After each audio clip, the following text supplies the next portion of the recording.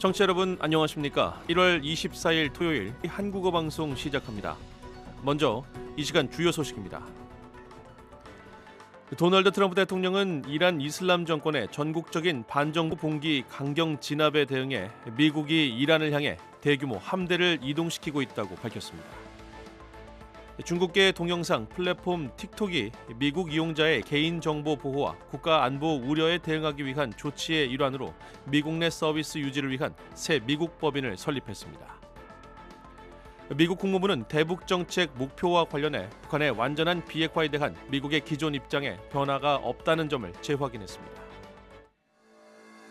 첫 소식입니다. 도널드 트럼프 대통령이 이란의 반정부 시위 강경 진압에 맞서 항공모함을 포함한 대규모 미 해군 함대를 이란을 향해 이동시키고 있다고 공식 발표했습니다.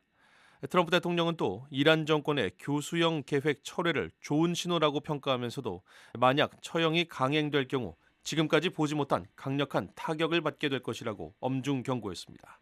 도널드 트럼프 대통령은 이란 이슬람 정권의 전국적인 반정부 봉기 강경 진압에 대응해 미국이 이란을 향해 대규모 함대를 이동시키고 있다고 밝혔습니다. 트럼프 대통령은 23일 스위스 방문을 마치고 귀국하는 전용기 에어포스원 기내에서 기자들과 만나 미국은 이란 상황을 주시하고 있다며 그 방향으로 향하는 대규모 함대, 즉 거대한 해군 전력이 있다고 말했습니다.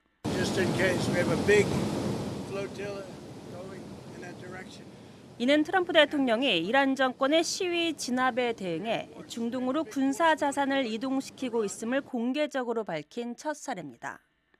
트럼프 대통령은 이란 정권이 시위 진압의 일환으로 계획했던 교수형 집행을 취소한 건 좋은 신호라고 평가했습니다.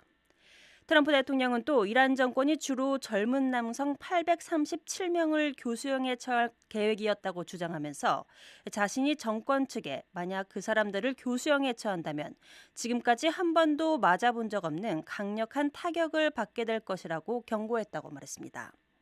이란을 향해 이동 중이라고 밝힌 대규모 해군 전력과 관련해 트럼프 대통령은 어쩌면 사용할 필요가 없을지도 모른다며 지켜보겠다고 말했습니다.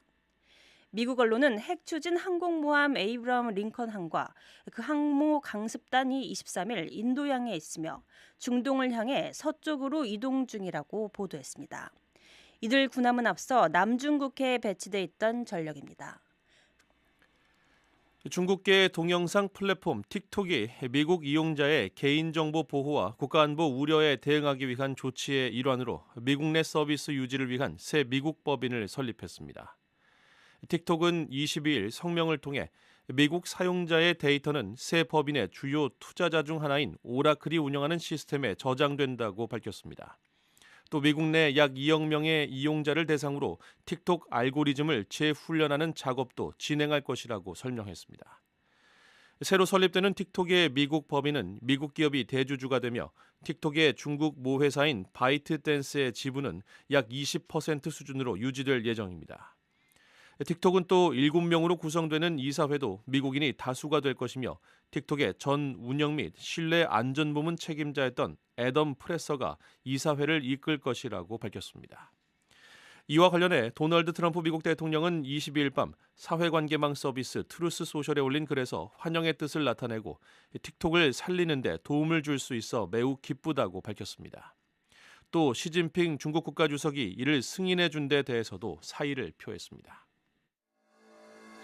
미국 국무부는 대북 정책 목표와 관련해 북한의 완전한 비핵화에 대한 미국의 기존 입장에 변화가 없다는 점을 재확인했습니다.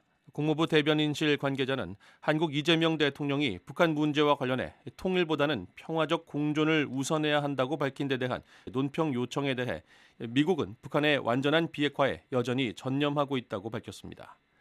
또 미국은 북한의 공격적인 행동을 억제하기 위해 한국, 일본을 비롯한 동맹 및 파트너 국가들과 긴밀히 공조하고 있다며 한국과 일본 방위에 대한 미국의 공약은 철통 같다고 말했습니다. 앞서 이재명 대통령은 지난 21일 신년 기자회견에서 한반도 비핵화 문제와 관련해 북한이 핵을 포기하겠느냐고 반문하며 이상을 추구하다 현실을 외면한 결과 핵무기가 계속 늘어났다고 지적했습니다.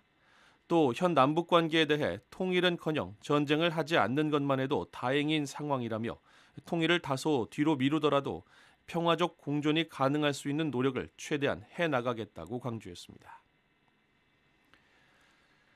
한국 군경이 북한의 무인기를 침투시킨 의혹과 관련해 민간인 3명을 출국 금지 조치했습니다. 정부가 철저한 조사 의지를 밝힌 가운데 군사기지 무단 촬영과 비행 기록 삭제 혐의 등에 대해서도 추가 조사가 이루어지고 있습니다. 북한의 한국 무인기 침투 주장과 관련해 진상을 조사하고 있는 한국 군경 합동조사 태스크포스가 민간인 피의자 3명을 출국 금지하고 군사기지 보호법 위반 혐의를 적용했습니다. 한국 군경 합동조사단은 23일 무인기를 제작한 장모 씨와 자신이 무인기를 날려보냈다고 주장한 30대 대학원생 오모 씨, 이들이 설립한 무인기 제작 업체에서 대북 전담 이사로 활동한 김모 씨를 모두 출국 금지 조치했습니다. 군경은 이들에게 항공안전법 위반 혐의 외에도 군사기지 및 군사시설 보호법 위반 혐의를 적용했으며 이들이 북한으로 날린 무인기가 강화군 불온면에서 이륙해 강화군 송해면을 거쳐 군사분계선을 넘어가는 과정에서 한국해병대 2사단 부대 일부를 무단 촬영한 혐의가 새롭게 포착됐습니다.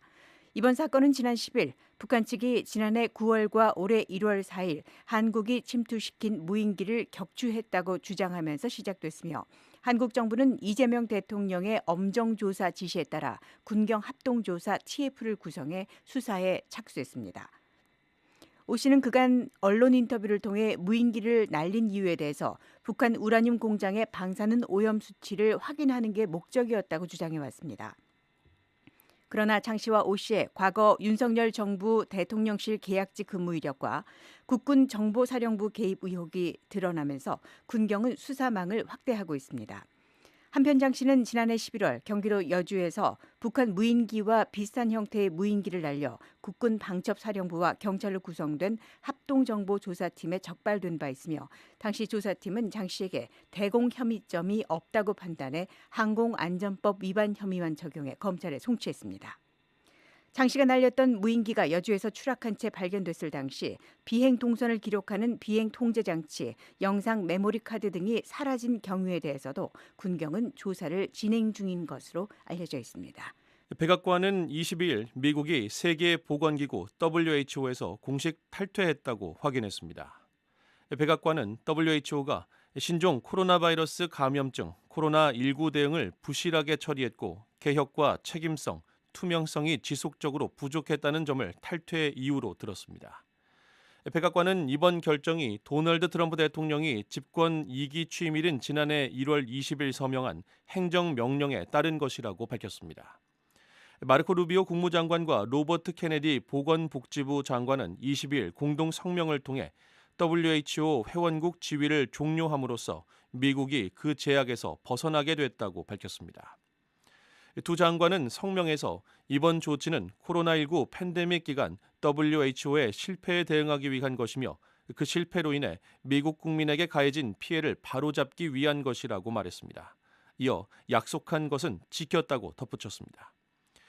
미국은 설립된 지 78년 된 WHO 창립 회원국이자 최대 기여국이었습니다. 미 보건복지부가 20일 공개한 자료에 따르면 최근 수년간 미국의 WHO 의무 분담금은 연평균 약 1억 1,100만 달러에 달했습니다. 1월 24일 토요일 한국어 방송을 모두 마칩니다. 함께해 주신 여러분 고맙습니다.